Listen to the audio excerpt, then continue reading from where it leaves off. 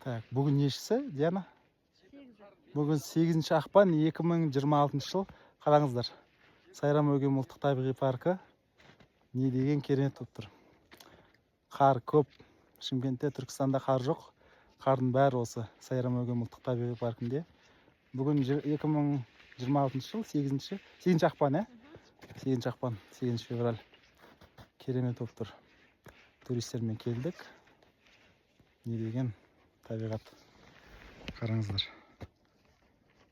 Не деген табиғат, осындай табиғатымыз бар. Түркістан облысында осындай таулар бар екен. Кім біледі? Керемет. Сол үшін тауға жүріңіздер, достар. Тауға барыңыздар. Бүгін біз неше сағатта көтерілдік? 2-3 сағатта көтерілдік, Где-то 2,5-3. 2,5-3 сағатта көтерілдік осындай сұлулықты көру үшін. Керемет.